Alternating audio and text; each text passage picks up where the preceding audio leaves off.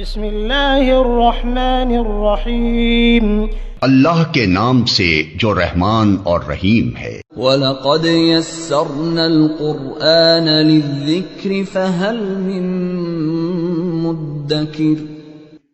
ہم نے اس قرآن کو نصیحت کے لیے آسان ذریعہ بنا دیا ہے، پھر کیا ہے کوئی نصیحت قبول کرنے والا؟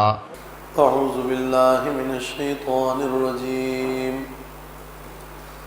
بسم اللہ الرحمن الرحیم، یا ایہا الذین آمنوا لا تدخلوا بیوت النبی إلا أن يؤذن لكم إلى طعام غير ناظرين إناه ولكن إذا دعيتم فادخلوا فإذا طعمتم فانتشروا ولا مستأنسين لحديث إن ذلكم كان يؤذي النبي فيستحيي منكم واللہ لا يستحيي من الحق وإذا سألتموهن متاعا فاسألوهن من وراء حجاب ذلكم أطهر لقلوبكم وقلوبهن وما كان لكم أن تؤذوا رسول الله ولا أن تنكحوا أزواجه من بعده أبدا ان ذلکم کان عند اللہ عظیما۔ یہ سورۃ الاحزاب کی آیت نمبر 53 ہے۔ ان آیات میں اللہ تبارک و تعالی نے آداب الطعام اور آداب ضیافت کو بیان کیا ہے، اور مقصد اس میں یہ ہے کہ چونکہ سورت کا پورا مضمون ہی یہ چل رہا ہے کہ رسول اللہ صلی اللہ علیہ وسلم کی اطاعت ہو اور آپ کو کسی طرح بھی ایذا نہ دی جائے۔ حضرت زینب بنت جحش رضی اللہ عنہا کے ساتھ نکاح کا اللہ نے حکم دیا، اور اللہ ہی نے حضرت زینب کا نکاح عرش پہ کیا۔ آپ صلی اللہ علیہ وسلم نے حضرت زینب کے نکاح کی خوشی میں ایک دعوت کی، دعوت ولیمہ۔ اس دعوت میں کئی افراد شریک ہوئے، لیکن جن لوگوں نے اس میں شرکت کی انہوں نے کچھ آداب کا خیال نہیں رکھا کہ بعض تو وقت سے پہلے ہی پہنچے اور بعض پہنچنے پر اور کھانے پر اس کے بعد وہاں بیٹھے رہے، جن سے آپ صلی اللہ علیہ وسلم کو تنگی محسوس ہوئی۔ تو اللہ تعالیٰ نے آداب الطعام کے حوالے سے یہ آیت نازل کی کہ جب تمہیں دعوت دی جائے اور تم کہیں جاؤ تو پہلے سے ہی بہت پہلے نہ پہنچ جانا کہ جس سے گھر والوں کو کلفت ہو اور انہیں کوفت سی محسوس ہو، اور نہ ہی کھانے کے بعد اتنی دیر وہاں ٹہرنا کہ جس سے گھر والوں کو کوفت محسوس ہو، بلکہ دوسروں کا احساس کرتے ہوئے جس مقصد کے لیے وہاں جانا ہے اس مقصد کے لیے جا کر اور وہاں دعوت کھا کے اس کے بعد وہاں سے جلدی ہی رخصت ہو جاؤ۔ اور یہ اگرچہ نبی صلی اللہ علیہ وسلم کے لیے بطور خاص کہ آپ کی اوپر بہت ساری ذمہ داریاں ہیں، اور اللہ تعالیٰ نے آپ کے اوپر ایک بڑا بوجھ ڈالا ہے دعوت و تبلیغ کا، مسائل دینیہ کا، تو اس میں یہ آپ کے لیے خاص طور پر ایک ادب ذکر کیا، لیکن حکم عام ہے کہ دوسرے کے وقت کو بھی ضائع نہیں کرنا چاہیے۔ تو سورت کے مضمون سے اس کا تعلق ایک تو یہ ہے کہ نبی صلی اللہ علیہ وسلم کو ایذا نہ پہنچے، اور آپ کے لیے آپ کے کچھ معاشرتی احکام میں بھی اللہ تعالیٰ نے ایسی رعایت عطا فرمائی کہ اللہ کو اپنے نبی سے ایسی محبت اور ایسی قربت ہے کہ نبی صلی اللہ علیہ وسلم کی ذرا سی تنگی اور کوفت بھی کبھی اللہ نے لحاظ فرمایا اور فوراً ایک حکم نازل کیا کہ تم جب دعوت کے لیے جاؤ تو پہلے سے مت جاؤ، اور جب دعوت کھا چکو تو پھر چلے جاؤ، تاکہ نبی صلی اللہ علیہ وسلم کو کوئی ایذا نہ ہو۔ آپ کے اخلاق عالی شان میں تو حیا کرتے ہوئے آپ کچھ کہیں گے نہیں، لیکن اللہ تعالیٰ نے اپنے نبی کے حوالے سے یہ حکم برملا بیان کر دیا، واللہ لا یستحیی من الحق۔ اور ظاہر ہے کہ یہ ولیمہ بھی حضرت زینب بنت جہش کا ولیمہ تھا، تو اس موقع پر یہ آیات نازل ہوئی۔ یا ایھا الذین آمنوا، اے ایمان والو، لا تدخلوا بیوت النبی، مت داخل ہو نبی کے گھروں میں، الا ان یؤذن لکم، مگر یہ کہ تمہیں اجازت دی جائے، الی طعام، اس کھانے کی طرف، غیر الی طعام، کھانے کی طرف، غیر ناظرین اناء، اس حال میں کہ انتظار کرنے والے نہ ہو اس کے پکنے کا۔ نبی کے گھر میں داخل ہو تو اجازت لے کر داخل ہو، اور یہ نہ ہو کہ تم پکنے کے انتظار میں ہو، بلکہ ایسے وقت میں پہنچو کہ جب کھانا تیار ہو یا تیار ہونے کے قریب ہو، اور گھر والوں کو کوئی تکلیف اور ایذا نہ ہو۔ یہ آنے والوں کے بھی کھانے کے حرص پر دلیل ہے، الا یہ کہ اجازت ہو یا کوئی مقصد ہو، یا گھر کا مالک ہی کہے یا پہلے بلائے یا بعد میں رکوائے کہ آپ رک جائیں کچھ کام ہے، تو وہ تو الگ بات ہے، مگر عام روٹین وائز آپ کو ایسے وقت میں جانا ہے آداب کا لحاظ کرتے ہوئے کہ جس میں گھر والوں کو تکلیف نہ ہو۔ معاشرتی اصول بھی اللہ تبارک و تعالیٰ نے ایسے بیان فرمائے کہ اس قسم کی ایذائیں اور تکالیف بھی ایمان والے دوسروں کو نہ پہنچائیں، ان کا معاشرہ ایسا پاک اور ایسا صاف ہو، ایسے اخلاق شرعیہ پر مبنی ہو کہ جس میں دوسروں کے احساسات کا، ان کے کام کا، ان کے وقت کا خیال رکھا جائے، لحاظ رکھا جائے۔ تو یہ پہلا حکم ہے کہ لا تدخلوا بیوت النبی، پہلا ادب ہے، جب داخل ہو تو اجازت سے اور پہلے سے نہ پہنچو۔ یہاں بیوت النبی یہ ہے، کچھ آیات پہلے ازواج مطہرات سے خطاب کرتے ہوئے فرمایا تھا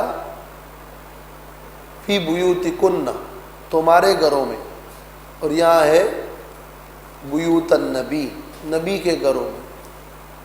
مطلب ایک ہے ازواج کو کہا گیا تمہارے گھروں میں تو وہاں اس لیے کہ ازواج اس میں رہائش پذیر ہے، ان کا مسکن ہے، ورنہ ملکیت کے اعتبار سے وہ بیوت النبی ہے۔ تو اس آیت میں بیوت النبی کا لفظ بھی اس آیت کے تناظر میں دونوں کو ملحوظ رکھا جائے۔ غیر ناظرین یعنی غیر منتظرین، انتظار کرنے والے نہ ہو۔ اناہو، یہ جو انا کا لفظ ہے، انا یعنی، انا یعنی باب ضربہ یضربو سے، انا کا مطلب ہوتا ہے کسی چیز کا وقت ہو جانا۔ الم یعن للذین آمنوا، کیا وقت نہیں آیا ایمان والوں پر؟ تو انا کا مطلب ہے وقت ہونا، اور جب کھانا پک جائے تو یہ اس کے کھانے کا وقت ہوتا ہے۔ اس لیے غیر ناظرین اناہ کا مطلب ہے نضجہ و بلوغہ، کہ انتظار کرنے والے نہ ہو اس کے پکنے کا اور اس کے وقت کا، اس کے کھانے کے وقت کا۔ وَلَٰكِنْ إِذَا دُعِيتُمْ، اور لیکن جب تمہیں بلایا جائے، فَادْخُلُوا، تو داخل ہو۔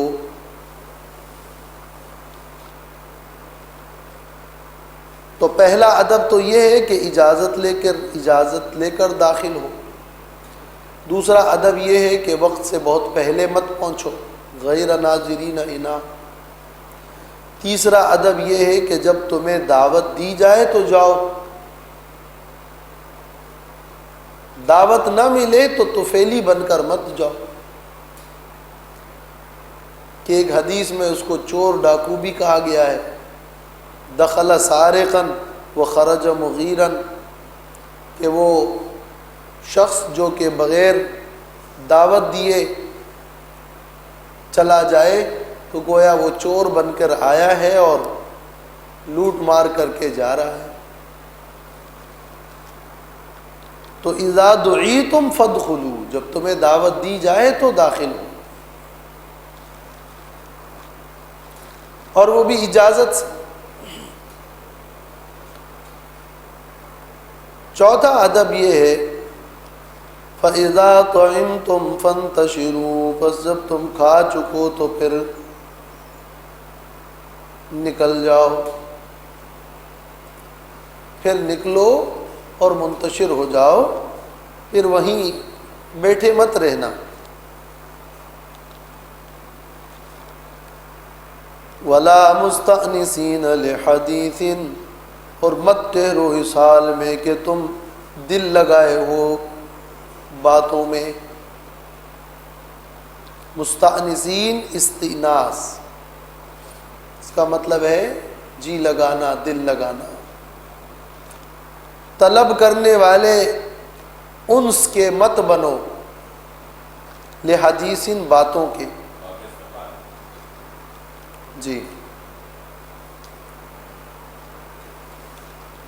کہ کھانا کھانے کے بعد وہیں پر ٹیک لگا کر خوب بیٹھ گئے اور ایک مجلس جماعتی اور گپ شپ ہو رہی ہے اور گھر والوں کو کوفت اور تکلیف ہو تو ان کا احساس کرو۔ ان ذالکم کان یؤذی النبی فیستحیی منکم، بے شک تمہارا یہ کام ایذا پہنچاتا ہے نبی کو،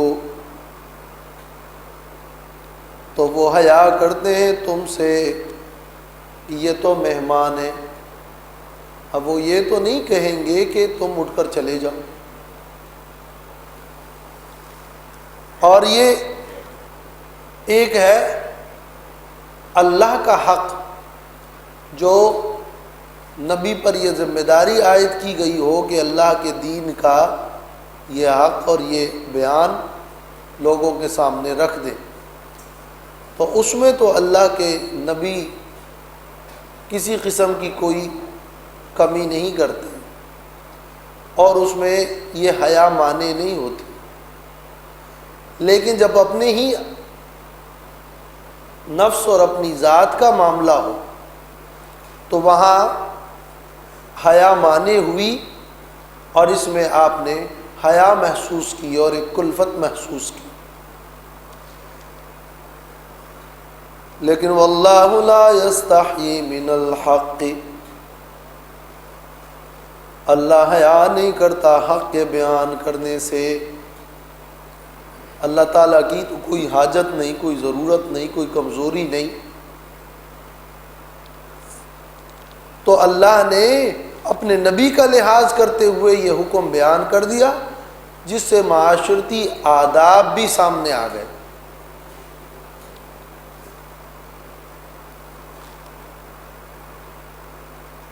وَإِذَا سَأَلْتُمُوهُنَّ مَتَاعًا فَاسْأَلُوهُنَّ مِنْ وَرَاءِ حِجَابٍ،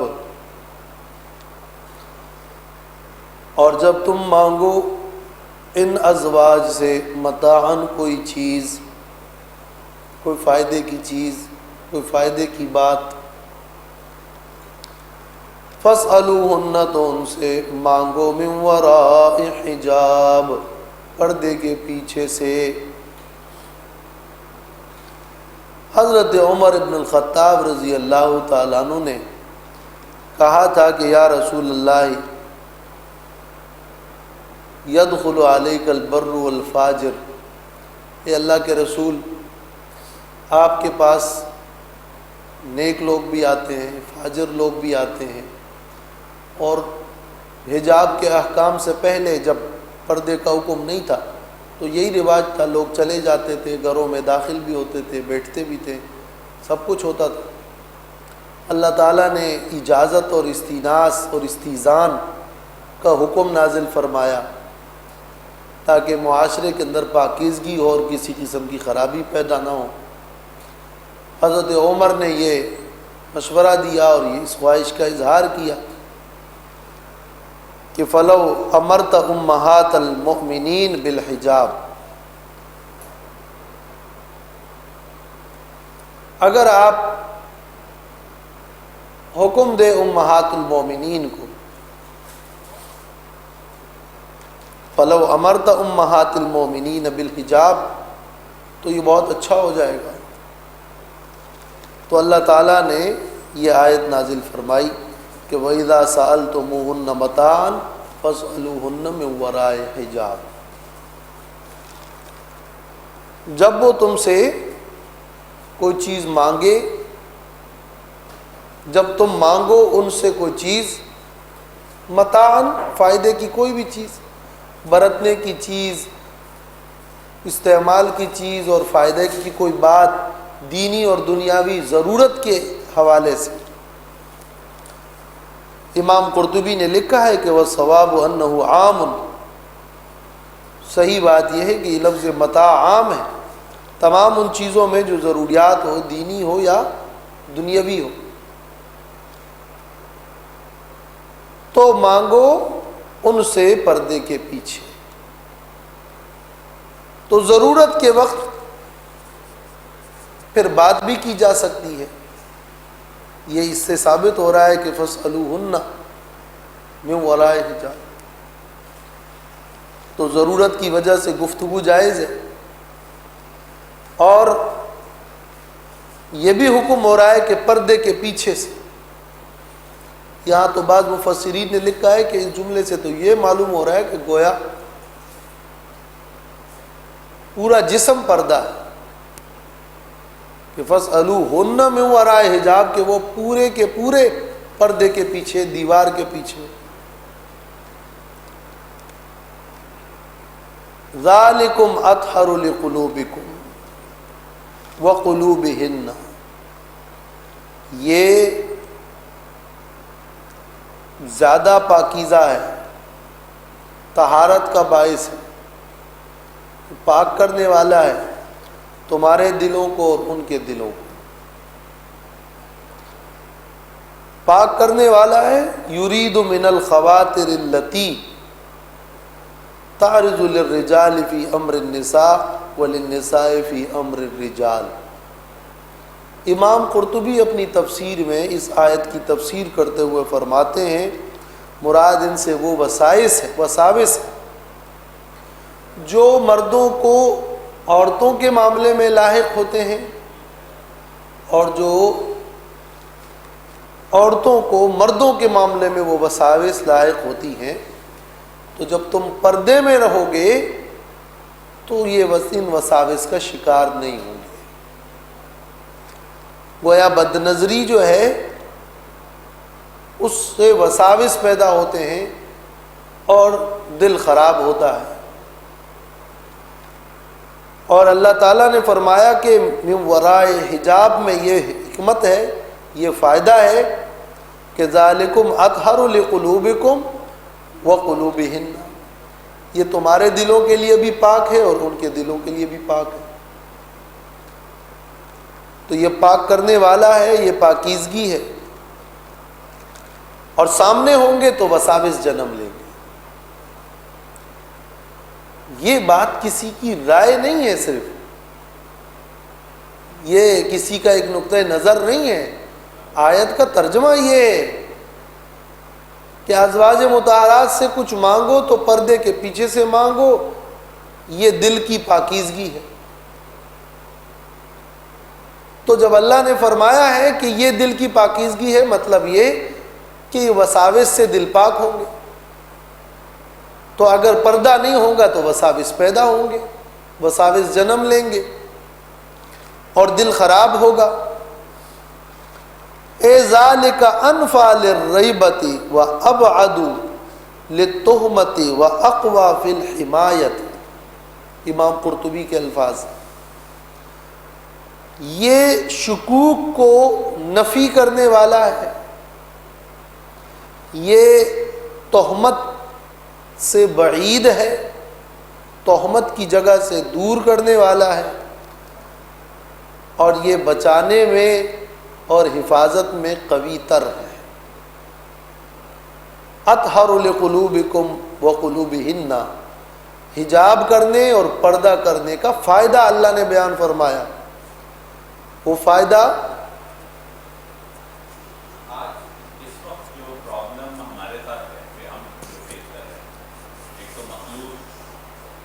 اس پہ آ رہا ہوں میں ابھی، میری یہ عنوان تکمیل ہونے دیں. ذالکم اطہر لقلوبکم وقلوبہن. سب سے پہلے تو ہمیں استدلال کرنا ہے کسی آیت سے کہ آیا یہ نقطہ نظر جو بیان ہو رہا ہے یہ کسی کا اپنا نقطہ نظر ہے یا یہ اللہ تعالیٰ کا فرمان ہے. اور اس کے لیے یہ آیت میں صاف جملہ ہے کہ ذالکم اطہر لقلوبکم وقلوبہن، یہ تمہارے اور ان کے دلوں کی پاکیزگی ہے. تو کیا مراد ہے کہ تمہارے اور ان کے دلوں کی پاکیزگی؟ تو امام قرطبی نے اپنی تفسیر میں، جو کہ ایک مستند تفسیر ہے، اس کی تشریح کو لفظی ترجمے سے بھی واضح ہے کہ اس حجاب کا اور اس پردے کرنے کا فائدہ یہ ہوگا کہ دل وساوس سے پاک ہوں گے، برے خیالات سے پاک ہوں گے، دلوں کے اندر ایک صفائی پیدا ہوگی. اور ظاہر ہے کہ کسی قسم کی بھی بری حرکت اور بے حیائی کے لیے جو آغاز ہوگا وہ تو دل سے ہوگا. جب بد نظری نہیں ہوگی، جب حجاب حائل ہوگا تو شروع سے ہی وہ وساوس جنم نہیں لیں گے، اس لیے کہ اس بد نظری کے نتیجے میں وہ پورا منظر دماغ پر فکس ہو جاتا ہے. اور پھر اوقات مختلفہ میں اور پھر تنہائیوں میں، بلکہ نماز میں بھی بسا اوقات پھر وہ مناظر سامنے ہوں گے جس سے اندر نفس میں وہ برے خیالات، وہ مزید ہیجان کی کیفیت اختیار کریں گے. تو دل کو پاک کرنے کے نتیجے میں گویا کہ نقطہ آغاز اور اس کے منبع کو ختم کیا گیا. حجاب سے کیا فائدہ ہوا کہ اندر وہ وساوس نے جنم نہیں لیا. تو پھر یہ ہوا کہ شکوک و شبہات ختم ہو گئے. جب ملاقاتیں ہی نہیں ہوئی تو ان کے بارے میں طرح طرح کے شک اور شکوک و شبہات کا اظہار بھی ختم ہو گیا. اور تہمت سے یہ بعید تر ہے. اب تہمت لگنے کا خطرہ ہی نہیں کہ ہماری تو ان سے ملاقات ہی نہیں ہوئی. اور یہ وَأَقْوَى فِي الْحِمَایَةِ، بچاؤ میں قوی تر یہی ہے.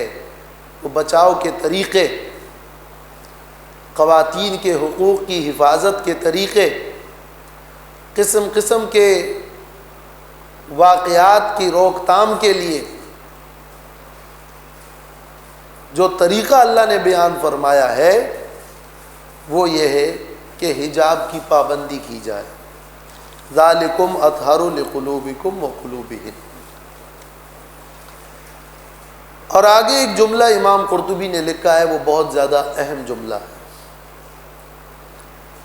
وَهَذَا يَدُلُّ عَلَىٰ أَنَّهُ لَا يَنبَغِي لِأَحَدٍ أَن يَثِقَ بِنَفْسِهِ فِي الْخِلْوَةِ مَعَ مَن لَّا تَحِلُّ لَهُ. یہ آیت اس پر دلیل ہے، دلالت کرتی ہے کہ کسی شخص کے لیے یہ مناسب نہیں ہے کہ وہ اپنے نفس پر اتنا پر اعتماد ہو جائے کہ وہ کہتا ہے کہ تنہائی میں ان کی ملاقات تنہائی میں درست ہے، اس لیے کہ اسے اپنے نفس پر کنٹرول حاصل ہے.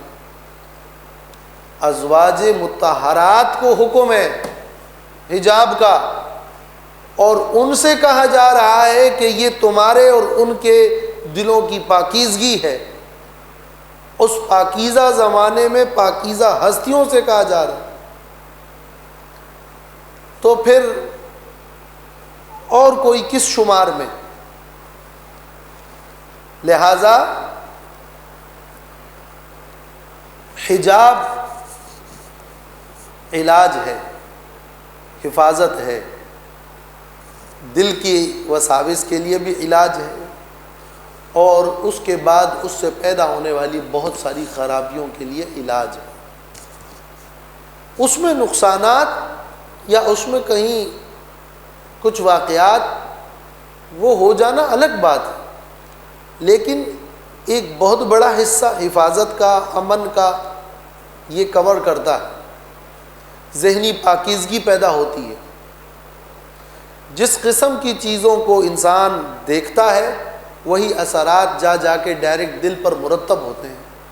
جو انسان دیکھتا ہے، جو انسان سنتا ہے، جو انسان بولتا ہے، اس کے اثرات جا کر دل پر مرتب ہوتے ہیں، اور اسی سے دل کے اندر خیالات اور ارادے پیدا ہوتے ہیں، اور ارادوں کو ہی پھر عملی جامہ پہنایا جاتا ہے.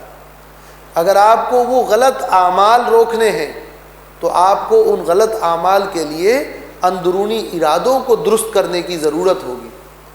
تو جو چیزیں ان اندرونی ارادوں پر اثر انداز ہوتی ہیں آپ کو ان چیزوں کی روک تام کرنی ہے. تو بے حجابی، بے پردگی، مخلوط معاشرہ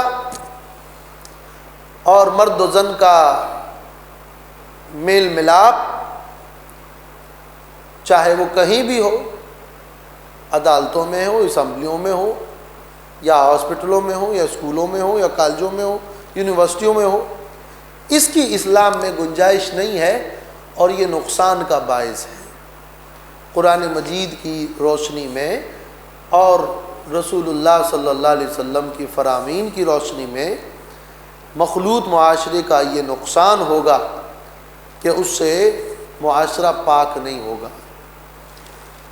اور یہ جملہ بہت بڑا توڑ ہے لوگوں کے اس اعتراض کا جو لوگ کہتے ہیں کہ پردہ تو دل کا پردہ ہے. حالانکہ قرآن کا جملہ یہ ہے کہ پردہ دل کے لیے ہے، پردہ دل کا ہوتا ہے. یہاں کیا ہے؟ ذالکم اطہر لقلوبکم وقلوبہن. پردہ دل کا نہیں ہوتا، پردہ دل کے لیے ہوتا ہے، اور اگر پردہ دل کا ہوتا ہے تو اس کا تو آپ الزامی جواب تو بہت خوب دے سکتے ہیں کہ پھر تو ظاہری لباس گویا کہ اس کے ٹوٹلی ہمیں قائل نہیں ہونا چاہیے کہ پردہ تو دل کا ہوتا ہے۔ لہذا اسلامی مزاج ہمیشہ سے یہی رہا ہے، اور اس کا فائدہ ہر کوئی تسلیم کرے گا کہ یہ معاشرے میں پاکیزگی کا باعث ہے، اور اس قسم کے معاشرے سے بہت خرابیاں پیدا ہوتی ہیں جو مخلوط معاشرہ ہو، جس میں مرد و زن کا میل ملاد، مرد اور عورت کا بلا تکلف میل جول ہو۔ تو یہ جملہ اللہ تعالیٰ نے جو فائدہ بیان فرمایا ہے، یہ اس وقت معاشرے کے لیے ایک بہت بڑا سبق ہے اور بہت سارے ہمارے مسائل کا ایک حل ہے۔ اس کو ہم آزادی کے خلاف سمجھ کر اور مغرب کی پیروی کرتے ہوئے جب ہم نے اس پردے والے معاملے اور اس حجاب والے مسئلے کو گرا دیا، اس کو ہلکا کر دیا، تو اس کے نتیجے میں ہی یہ نقصانات معاشرے کے اندر پیدا ہو رہے ہیں بلکہ پھیل رہے ہیں۔ جی اب آپ کچھ مطلب بیسیکلی ورک پلیس، ہاسپٹل ہے، ورک پلیس ہے، ہم لوگ اس طرح کام کرتے ہیں، جونیئر ڈاکٹرز بھی ہیں، اسٹوڈنٹس بھی ہیں، اور ظاہری بات ہے پردہ تو اس طرح کا ہے بھی نہیں۔ اب ہمارا رویہ مطلب انٹریکشن ان سے ہم کس انداز میں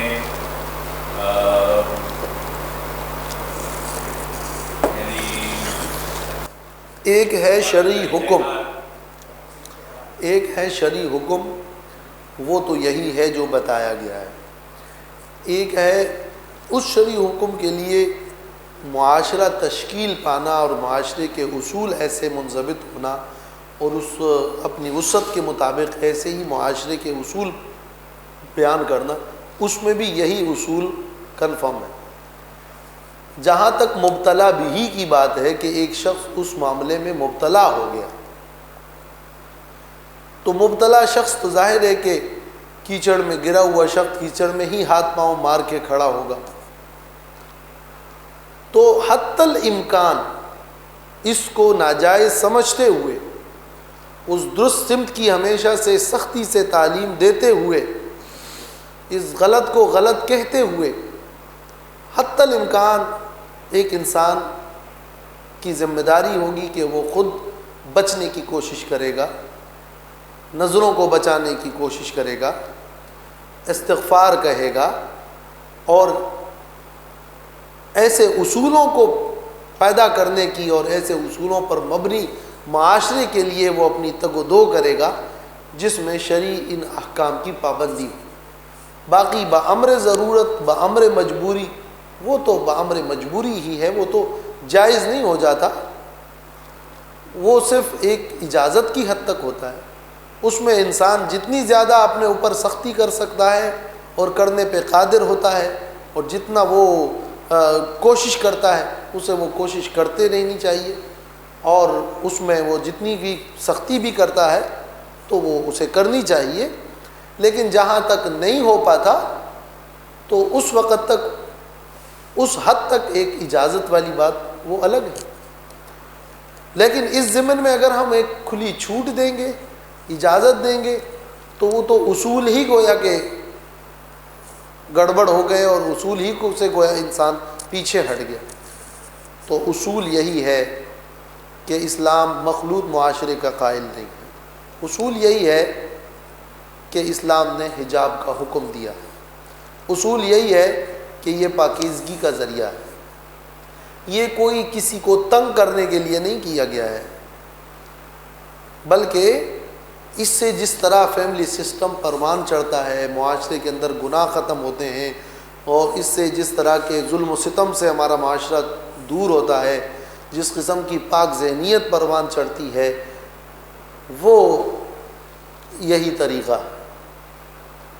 اور یہ بھی طریقہ ہے جو اس کے علاوہ بہت سارے دوسرے طریقے بیان کیے گئے ہیں، مثلا کہ وَأَنْكِحُوا الْأَيَامَ مِنْكُمْ، شادی کو آسان کیا جائے، شادی کو مشکل نہ بنایا جائے، اور جلد شادی ہو جانے کی کوشش کی جائے۔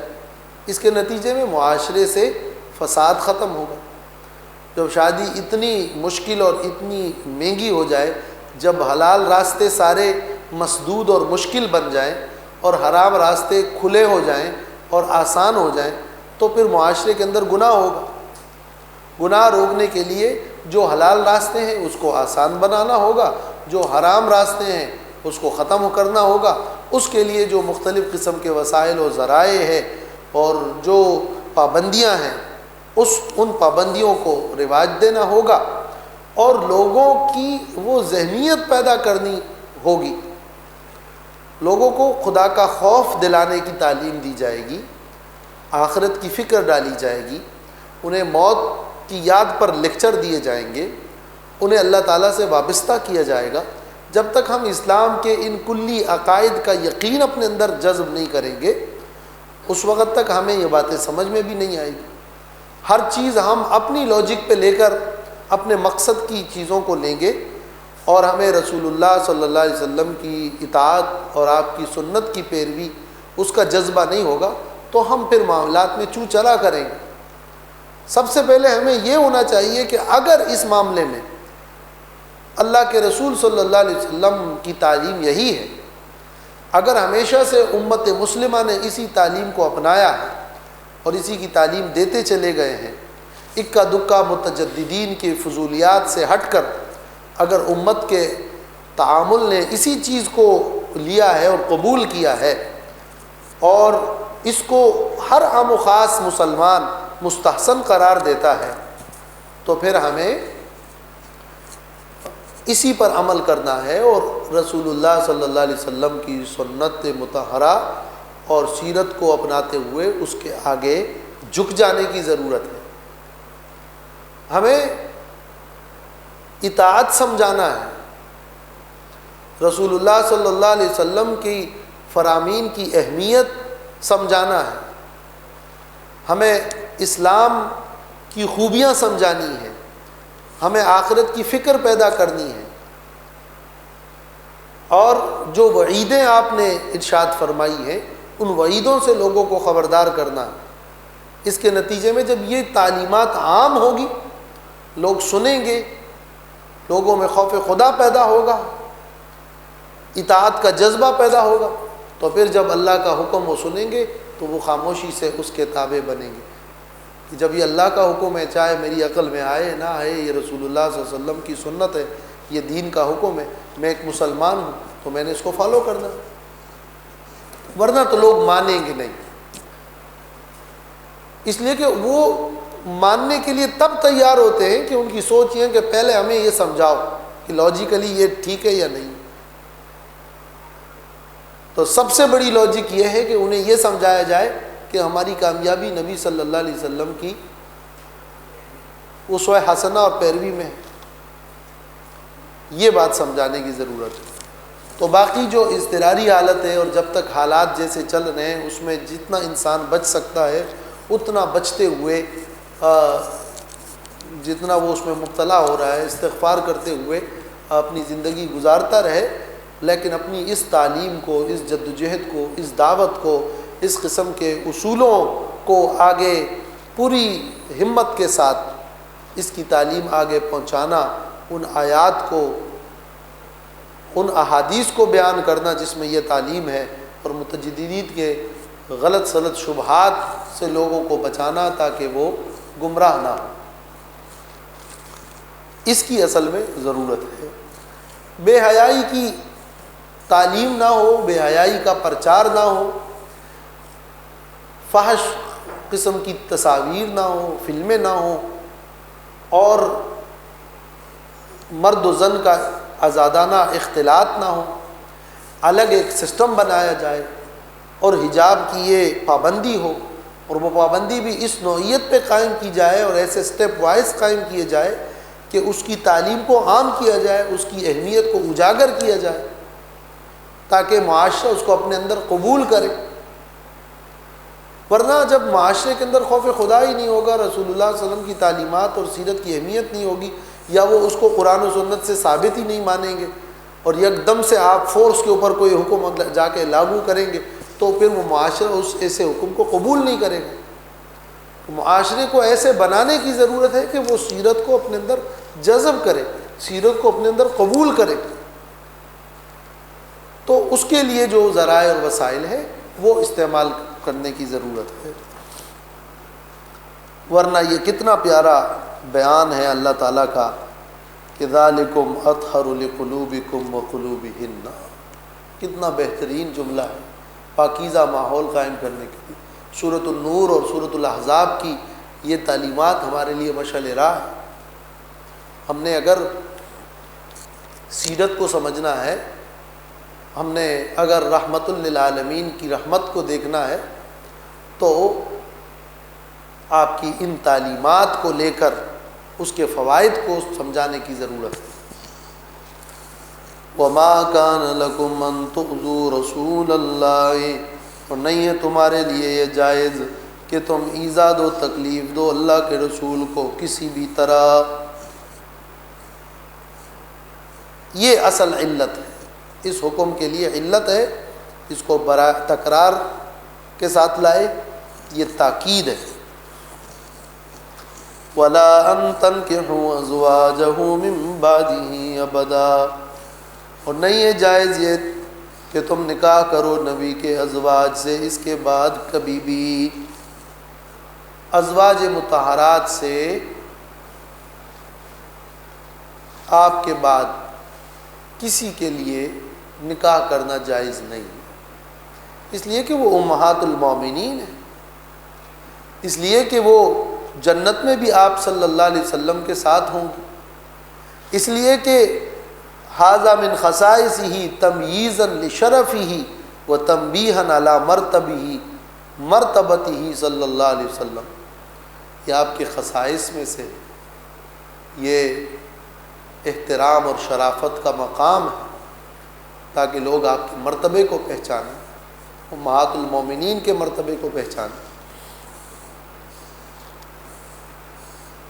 ان ذالکم کان عند اللہ عظیما، بے شک یہ نکاح کرنا ازواج سے اللہ کے نزدیک بہت بڑا ہے، بہت بڑا گناہ ہے۔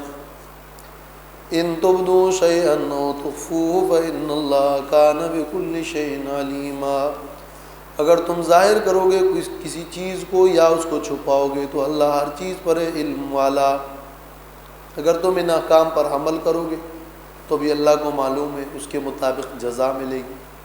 اگر تم عمل نہیں کرو گے، خلاف ورزی کرو گے، تو بھی اللہ جانتا ہے، اس کے مطابق سزا ملے گی۔ لا جناح علیہن فی آبائہن ولا ابنائہن ولا اخوانہن ولا ابناء اخوانہن ولا ابناء اخواتہن ولا نسائہن ولا ما ملکت ایمانہن واتقین اللہ ان اللہ کان علی کل شیء شہیدا۔ یہ آیت نمبر 55 ہے۔ اس سے پہلی آیت میں حجاب کا مسئلہ ذکر ہوا، تو اب سوال یہ کہ کیا یہ حجاب کی جو پابندی ہے کیا یہ سب کے لیے ہے یا اس میں کچھ مستثنیات ہے؟ تو فرمایا کہ ہاں، جو محرم ہے وہ مستثنا ہے، ان محرمات میں سے، ان محارم میں سے کچھ کا اس آیت میں ذکر ہے، اور تفصیلی ذکر سورۃ النور کی آیت نمبر 31 میں ذکر گزر چکا ہے۔ لا جناح علیہن، گناہ نہیں ہے ان عورتوں پر، ان ازواج پر، فی آبائہن، ان کے آباء و اجداد کے بارے میں۔ آبا میں پھر اجداد بھی شامل ہیں۔ ولا ابنائہن، اور نہ ان کے بیٹوں کے بارے میں۔ ولا اخوانہن، اور نہ ان کے بھائیوں کے بارے میں۔ ولا ابناء اخوانہن، اور نہ ان کے بتیجوں کے بارے میں۔ ولا ابناء اخواتہن، اور نہ ان کے بانجوں کے بارے میں، ولا نسائہن، اور نہ ان کے تعلق دار عورتوں میں۔ ولا نسائہن سے مراد مسلمان عورتیں بعض نے مراد لی ہیں، لیکن زیادہ صحیح ہے کہ تعلق رکھنے والی ایسی عورتیں جو معلوم ہو کہ وہ ہر جگہ محاسن کے تبصرے نہ کرتی پھریں، اور تشریح سورۃ النور کی آیت 31 میں ہو چکی ہے۔ وَلَا مَا مَلَكَتْ أَيْمَانُهُنَّ، اور نہ وہ جن پر ان کے دائیں ہاتھ مالک ہوں، یعنی غلام۔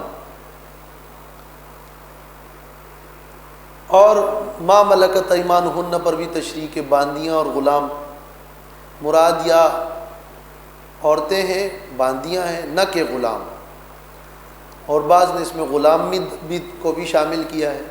یہ پوری تحقیق سورۃ النور میں گزر چکی ہے۔ واتقین اللہ، اور اللہ سے ڈریں، ان اللہ کان علی کل شیء شہیدا، بے شک اللہ ہر چیز پر ہے شہیداً، گواہ، اور ہر چیز پر اللہ خبردار ہے اور علم والا ہے۔ اس آیت میں بعض محرمات کا ذکر نہیں ہے، مثلا اس میں ایک سوال مفسرین نے یہ ذکر کیا ہے کہ اس آیت میں چچا کا اور ماموں کا ذکر نہیں ہے، جبکہ وہ بھی محارم میں شامل ہے۔ تو بعض امام شعبی اور اکرمہ سے ابن کثیر نے نقل کیا ہے، قول یہ ہے کہ ان دونوں کا ذکر اس آیت میں اس لیے نہیں ہے کہ لِأَنَّهُمَا قَدْ يَصِفَانِ ذَلِكَ لِبَنِيهِمَا، وہ بیٹوں سے ان کے محاسن کا ذکر کریں گی تو تاکہ اس کی بھی حفاظت ہو، لیکن یہ دلیل قوی اور مضبوط نہیں ہے۔ ایسے تو پھر نسائہن بھی اگر اپنے بیٹوں سے ذکر کریں تو وہ بھی نہیں شامل ہوگی۔ تو اگرچہ شعبی بہت بڑی شخصیت ہے اور ان کا یہ قول ہے اور ابن کثیر میں ہے، لیکن محققین علماء نے اس کو قبول نہیں کیا۔ زجاج سے مروی ہے کہ لِأَنَّهُمَا يَجْرِيَانِ مَجْرَى الْوَالِدَيْنِ، ماموں اور چچا گویا والدین کی منزلیں اور جگہ پر ہیں تو اس کو اس میں شامل لے لیں۔ بعض اہل علم نے لکھا ہے کہ یہ اصل میں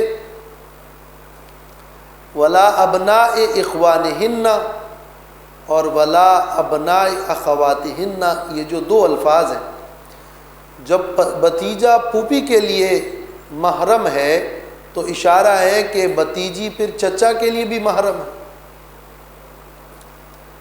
اور ولا ابناء اخواتہن جب بانجا خالہ کے لیے محرم ہے تو بانجی ماموں کے لیے بھی محرم ہے۔ تو یہ ان دو الفاظ میں ان کی طرف اشارہ موجود ہے، لیکن خیر آیت میں تو سسر بھی نہیں ہے اس آیت میں۔ تو صحیح بات یہ ہے اور صحیح تحقیق یہ ہے کہ قرآن مجید کی آیات ایک دوسرے کی تشریح ہوتی ہے، یہاں اجمالاً ذکر ہے اور وہاں سورۃ النور میں مزید تفصیل ہے، اور احادیث کو بھی نگاہ میں رکھنا ہے جہاں چچا کے حوالے سے بھی احادیث موجود ہیں، لہٰذا یہ سب بھی محارم میں شامل ہے۔ باقی اس آیت کی تشریح کے لیے سورۃ النور کی آیت نمبر 31 دیکھیں۔ وآخر دعوانا